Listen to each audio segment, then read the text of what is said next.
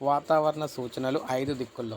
ఇప్పటి వరకు ఉత్తర, దక్షిణ, మధ్య తెలంగాణ మాత్రమే అయితే ఉండేది. ఇప్పుడు కొత్తగా తూర్పు, పశ్చిమ క్లస్టర్లను ఏర్పాటైతే చేస్తున్నారు. ఖచ్చితమైన సమాచారం కోసం ఏర్పాటైతే చేయడం జరుగుతుందన్నమాట. ఇక్కడ మీరు చూడొచ్చు మొత్తం 5 క్లస్టర్ల కింద తెలంగాణ అయితే విభజించడం జరిగింది. ఇన్నాళ్ళు ఉత్తర తెలంగాణ వర్ష సూచన అంటే ఆదిలాబాద్ నుంచి కరీంనగర్ వరకు వానలు అయితే పడొచ్చని భావించేవారు. అలాగే దక్షిణ తెలంగాణ అంటే హైదరాబాద్, రంగారెడ్డి, మహబూబ్‌నగర్, నల్గొండ తదితర జిల్లాల మధ్య అయితే తెలంగాణ అంటే ఇప్పుడు ప్రజెంట్ అయితే ఉందన్నమాట. మధ్య తెలంగాణ అంటే మెదక్, వరంగల్, ఖమ్మం తదితర జిల్లాలుగా పరిగణించేవారు.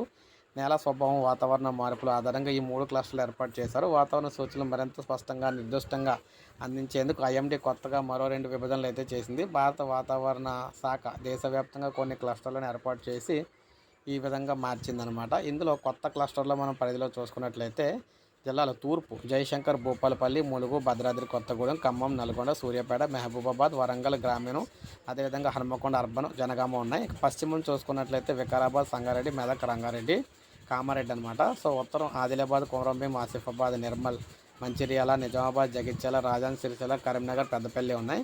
ఇక దక్షిణం చూసుకున్నట్లయితే మహబూబ్ నగర్, నాగర్ కర్నూలు, నారాయణపేట, వనపర్తి, జోగులాంబ, గద్వాల జిల్లా ఉన్నాయి.